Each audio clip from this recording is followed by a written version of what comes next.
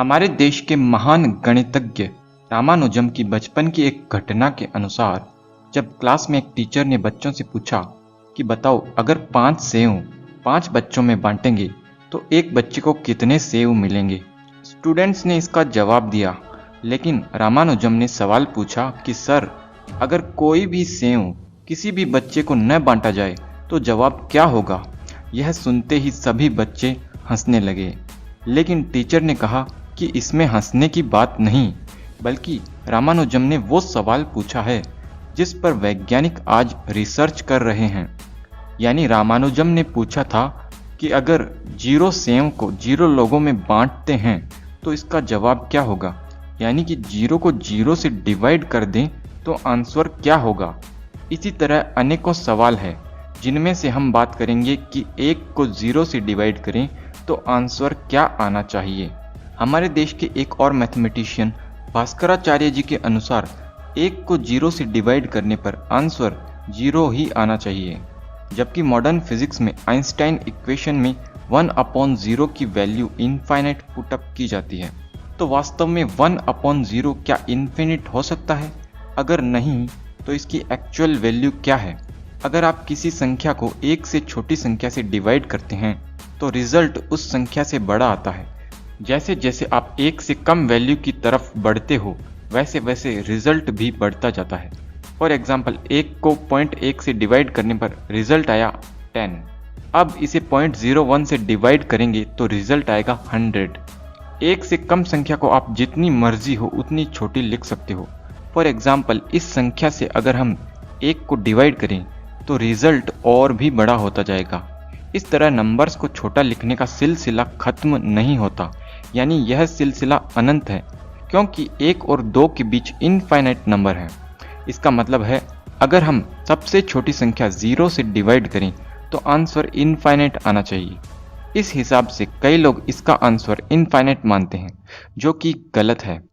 YouTube पर mathematics के कुछ फेमस प्रोफेसर्स ने बताया है कि अगर हम किसी संख्या को 0 से डिवाइड होना माने तब 1/0 और 2/0 को भी हमें इनफाइनाइट मानना होगा।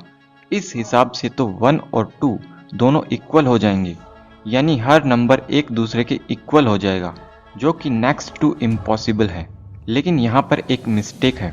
1 2 के इक्वल तब होगा जब हम 0 को 0 से काट देंगे, यानी 0/0 को 1 के इक्वल मानेंगे।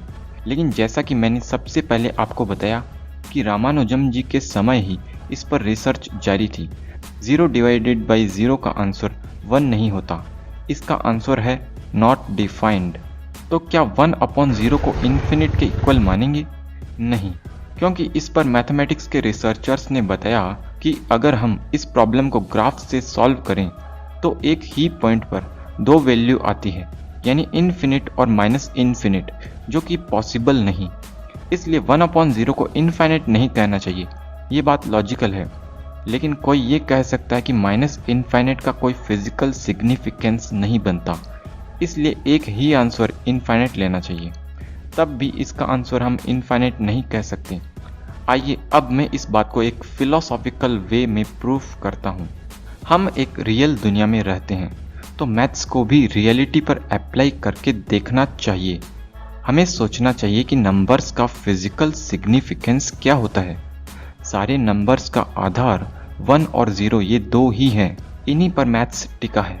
0 का मतलब हम अभाव ले सकते हैं, यानी कि अस्तित्व न होना, और 1 का मतलब हम भाव ले सकते हैं, यानी कि अस्तित्व होना। हम किन्हीं वस्तुओं को गिनते हैं तो क्या करते हैं? जैसे 4 वस्तुएं हमारे सामने हैं तो हम 4 वस्तुओं के अस्तित्व को एक एक करके गिनते हैं, यानी कि एक की बाद की सभी संख्याओं का आधार एक ही है।